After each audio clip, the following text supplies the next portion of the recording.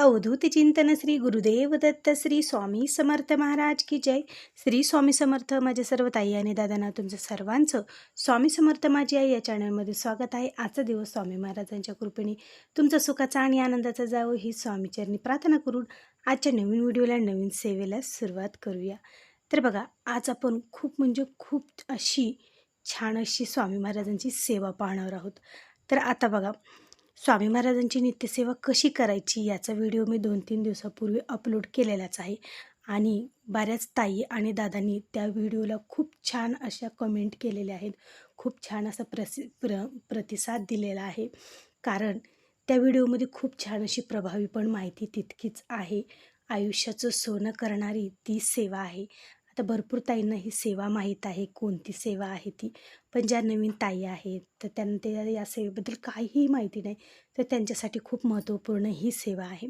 आता त्याच व्हिडिओखाली बऱ्याचशा ताईंच्या खूप छान छान कमेंटसुद्धा आलेल्या आहेत की मी दररोज स्वामी महाराजांची 3 अध्याय, 11 माळी श्री स्वामी समर्थ या मंत्राचा जप, 11 वेळेस तारक मंत्र म्हणते. किंवा बरेच जण ताई म्हणतात मी दररोज 1 अध्याय वाचते, तारक मंत्र म्हणते. किंवा आणखीन बऱ्याच ताई म्हणतात की मला दररोज स्वामींची नित्यसेवा करायला वेळच मिळत नाही, मग काय करावं. आणि बऱ्याच ताईंचं असं सुद्धा म्हणणं असतं की मी फक्त गुरुवारी स्वामी महाराजांची सेवा करत असते. तर आज छान अशी त्याच व्हिडिओबद्दल तुम्हाला मी आज माहिती तुमच्याशी शेअर करणार आहे. तर बघा, दररोज स्वामी महाराजांची नित्यसेवा करणं हे आपल्या आयुष्यामध्ये खूप महत्त्वाचं आहे. कारण मला अनुभव आहे, जिथं केलेली सेवा ही कधीही वाया जात नाही. त्या सेवेचं फळ एक ना एक दिवस हे आपल्याला नक्की मिळतं आणि हा माझा स्वतःचा अनुभव आहे. कारण स्वामी महाराजांची केलेली सेवा ही तुमची कधीही वाया जाणार नाही. तुम्हाला लवकर अनुभव नाही आला तर निराश होऊ नका. उशिरा अनुभव येईल, पण अनुभव हा 100% येणार म्हणजे येणारच. कारण स्वामी माऊली हे कधीच आपल्या भक्तांना, आपल्या लेकरांना कधीही नाराज करत नाहीत. फक्त तुम्हाला हवा आहे तो स्वामी महाराजांवर विश्वास आणि देवांवर विश्वास ठेवा. एक ना एक दिवस सगळ्या काही तुमच्या अडचणी दूर होऊन, सगळे काही तुमचे प्रॉब्लेम दूर होऊन तुम्हाला नक्कीही चांगली तुमच्या जीवनामध्ये आनंद, सुख, शांती सर्व काही मिळेल. तर बघा, आता स्वामींच्या सेवा इतक्या प्रभावी सेवा आहेत ना, आणि स्वामींची सेवा इतकी वाढलेली आहे की जो बघावा तो स्वामी महाराजांच्या सेवेमध्ये आहे. जो व्यक्ती असो, ताई असो, दादा असो, प्रत्येक व्यक्ती ही स्वामींची सेवा करत आहे आणि त्याला छान छान असे अनुभव पण आलेले आहेत. आणि बघा, स्वामी महाराजांवरच एक छान असा चित्रपटसुद्धा आलेला आहे. अक्षरशः डोळ्यात पाणी येणारा तो चित्रपट आहे.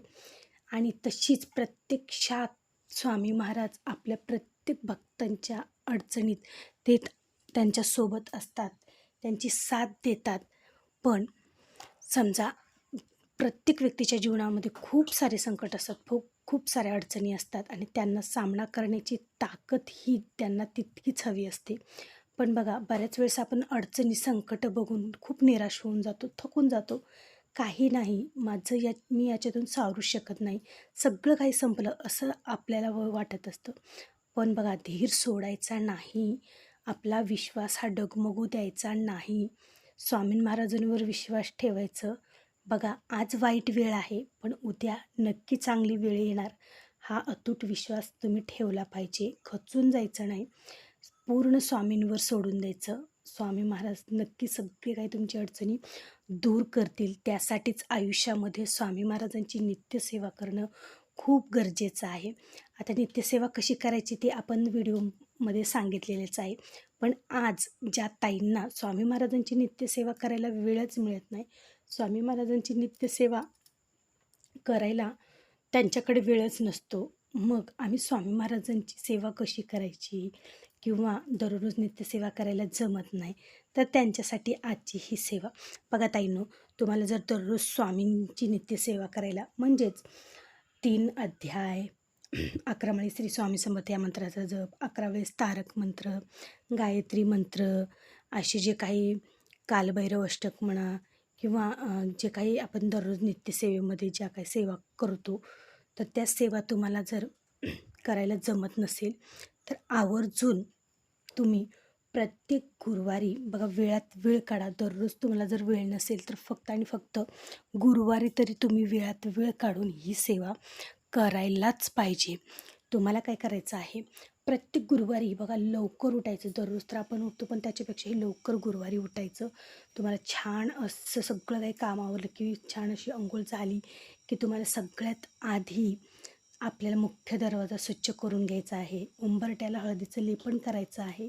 सूर्यदेवाला अर्घ्य द्यायचं आहे आणि नंतर मग देवपूजा केली की वेळ जर सकाळी तुम्हाला असेल तर तुम्ही सकाळी ही सेवा करू शकतात किंवा 12च्या नंतर दुपारी करू शकतात किंवा सायंकाळीसुद्धा करू शकतात.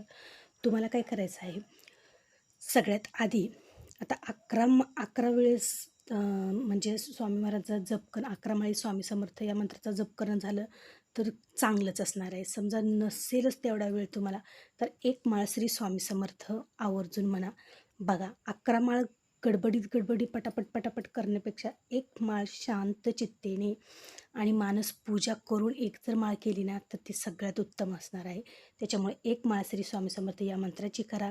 1 वेळेस, 11 वेळेस नाही जमत तर 1 वेळेस तारक मंत्र म्हणा. आणि स्वामीचरित्र सारामृताचे 1 ते 21 अध्याय हे तुम्हाला एका बैठकीत करायचे आहेत. बघा, 1 ते 21 अध्याय एका बैठकीत करा किंवा एका बैठकीत नाही शक्य झाले तर सकाळी 7 अध्याय वाचा, दुपारी 7 अध्याय वाचा, संध्याकाळी 7 अध्याय वाचा.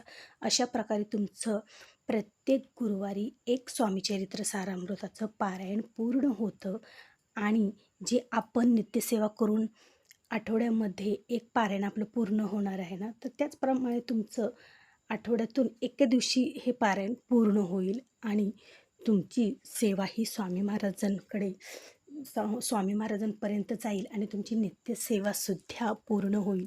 अशा प्रकारे सुद्धा तुम्ही ही सेवा करू शकतात. बघा, अखेर श्रद्धा महत्त्वाची आहे. नित्यसेवा दररोज काय केली आणि एके दिवशी काय केली एकच, पण नित्यसेवा करणे हा आपला बेसिक पाया असतो. आपल्याला नित्यसेवा करण्याने आपल्या जीवनातील जे काही भूतकाळ, भविष्यकाळ, वर्तमान काळ आहेत, हे तिन्ही काळाची हे 3 अध्याय असतात. त्याच्यामुळे नित्यसेवा करणं हे खूप महत्त्वाचं असतं. पण जर तुम्हाला वेळ नसेल तर त्याच्यासाठी हा खूप छान असा हा उपाय, म्हणजेच फक्त आणि फक्त गुरुवारी तुम्ही ही सेवा वेळात वेळ काढून ही सेवा करू शकतात. खूप म्हणजे खूप छान अशी ही स्वामी महाराजांची सेवा आहेत. बघा, आपले स्वामी महाराज इतके दयाळू आणि मायाळू आहेत ना, तर ते आपल्या भक्तांना कधीही संकटात पडू देत नाहीत. पण आपल्या ज्याच्या त्याच्या कर्मानुसार बरं का, आता आपलं जे कर्म आहे त्यानुसार आपल्याला फळ मिळणार, त्यानुसार आपल्याला शिक्षा पण मिळणार.